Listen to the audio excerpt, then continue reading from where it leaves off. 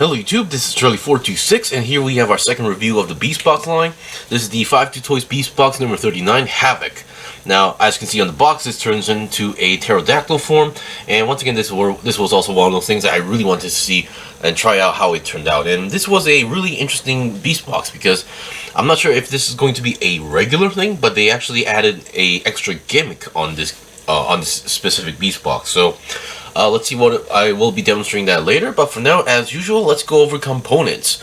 So first of all, what you get, of course, is obviously another box charger, and then the Havok himself. Now, once again, he will be transformed inside the box, but not exactly 100%. So make sure you check the manual and check where it is, which step that you need to take to make it either go back to the cube form or into its entirely 100% transformed version. So keep that in mind. Obviously there's the box there, and here we have the typical stuff: the catalog, the PVC card, and the PVC instruction manual.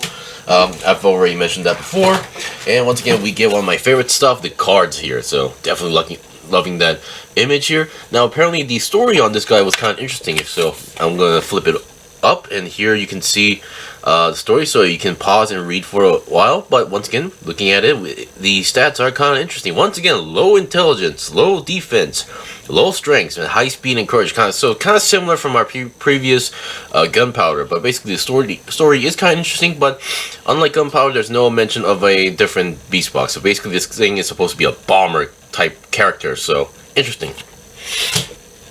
Alright, so before we go to the transformation or looking at the box itself, let's look at the back of the box.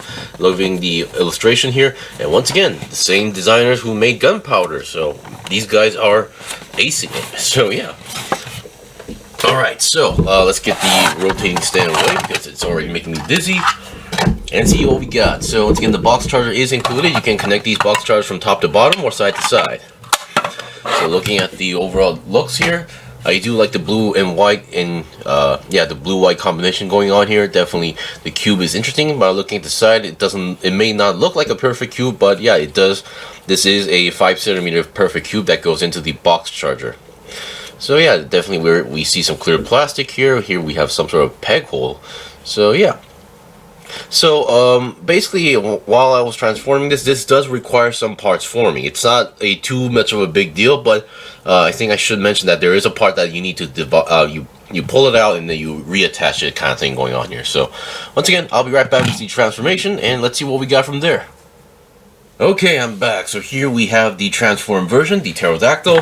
Definitely loving the color combination between the blue, the clear blue, and the white. Definitely pops into the eye. Now, the part forming aspect I was talking about for now is these. So you have to take, there we go. We have to take two of these parts off from the cube, and these become pretty much the weapon. So this is not exactly directly parts forming for the transformation aspect, but once again, you have to take these off, and these become weapons. So you, basically, they were in this form at first. So yeah, you can flip up the blades here to make it into a sword, but also it seems like with there being a hole there, this also is like a close combat and long range weapon, so a gun sword kind of thing. So yeah, and here is the peg that you connect either to the wings, you can connect to these holes, or the ones on the back here. And there is another peg here, but this is more for the transformation, so I highly suggest that you don't really rotate this around, because I assume this has to be exactly in this direction to make the transformation to the cube form proper, because the main reason why you want to transform the cube in its perfect state is that if you don't do it properly, sometimes the cube will be a tight fit into the box charger, and usually when it's a tight fit means that you didn't transform it properly, so keep that in mind. So for now, I'm going to take these away to look to be more focused on Havok itself. Alright, so as usual, let's look at the head. Definitely loving the blue, the clear blue eye color going on here. So once again, you can actually open the mouth properly. Now, I'm assuming with more proper modifications, you can go much more. But once again, this is a much more better improvement compared to Torado in the past, where Torado, the tiger, you can barely see the mouth really open up. So this one, much better looking. So this one has a few joints on the neck here. So there's the first bending point right over here, and then another second one right over here. So you can go as up as this much and go look up that much as well, and then if you go down all the way down, you can go down. Now the main reason for this much going down is for the transformation, because you have to basically fold up the head inside the main body. So that's pretty much it. But yeah, with the only joint here on the neck, you can also move up and down as well, and because the head is connected to a ball joint, yeah, you can rotate the head 360 with no problem as well. Sorry about that. Now look at the wings. Now for now the wings look a little bit, you know, droopy, but there's a gimmick for that. So the main gimmick is in the wings, but for now let's look at the articulation on one side here. So there's a moving point right over here, but this is more for the gimmick, so I wouldn't consider this section to be articulated. But there's another joint, there's two joints here. So obviously the first joint can bend all the way up 90 degrees and down, I think almost, yeah, pretty much 90 degrees as well. So that's one aspect there. And then you can also rotate the wings 360 if you want to do so. So you can either bend this part or the other way here. So you can only bend this blue section if you want to do so. And without that middle joint, let's looking at the joints here. The second joint, it can go down also 90 degrees, no problem. Up, not so much. Oops, there we go. So less than 90 degrees in terms of going up. So that's that. And then we have these claws here, so they can move side to side. And then you can actually, when transforming, you actually can fold the wings like that, and you pop it out. And there you go. So that's a pretty cool gimmick, if you ask me. Regarding the wings gimmick, so there's this part right over here. Let's see. If I slide it backwards, and I can push it to make the wings flap around like that. This is a pretty cool gimmick. I think this is their first time doing this. I'm not sure this is, I don't think this is a spring-loaded gimmick, or I could be wrong, but once again, I'm no engineer, but for now I haven't taken this apart. But once again, if you don't like this part, and if you want to make the wings go up all the way, all the time, what you can do is you can press down and then slide it frontwards, and this would lock the wings up like this in place. So that's a pretty cool gimmick. So I don't think the gimmick ruins the overall like articulation or playability, because there are some toys where like the gimmick is essential to the product, where it sometimes ruin the whole fun. But this one, I wouldn't say that. And looking at it, this is, I just noticed this, but maybe yes, the wings can also, you can pop out the wings, and if you have something that could fit into that hole there, you can totally modify this. So yeah, I just noticed this. Usually, because in 52Toys or the Beastbox line, you don't really see much parts that fall apart or you can detach, because unless it's a ball joint. But once again, hey, that's something.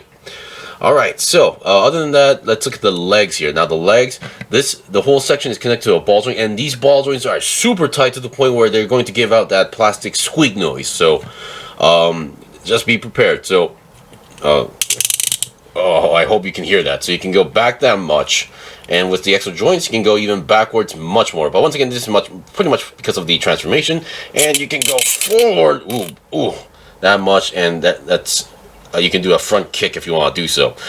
So number one, there's a bending point right over here. So there's one, and then there should be another bending point here. So yeah, there's another bending point on the bottom section here. It doesn't go forward that much, but back you can fold it that much, and then the lower leg can also rotate 360. And then the feet are kind of interesting. You can see there is a flat surface, but on the back, I guess they wanted to make it as accurate as possible to the actual pterodactyl. I've never seen the feet of a pterodactyl, so I'm not sure if this is correct, but yeah, somehow they made this extra like design here. So making this stand on its own might be a little bit tricky, but once you get used to it, you get used to it. So no big deal if you ask me. Alright, so, and then the only thing left is the back section here, which is we have a tail, and I can move around, not much here. I believe these two parts are also connected to a ball joint. Yeah, so if you can, aesthetically, you can move these around, and sometimes they'll pop out because of the ball joint aspect, but no big deal if you ask me. Oh no, not a ball joint, so a clip joint. Yeah, sorry, I was confused with a different Beastbox, but yeah, there is a clip joint here, so these parts shouldn't fall off that easily, but sometimes when you're doing the transformation, they could collide with something and pop out.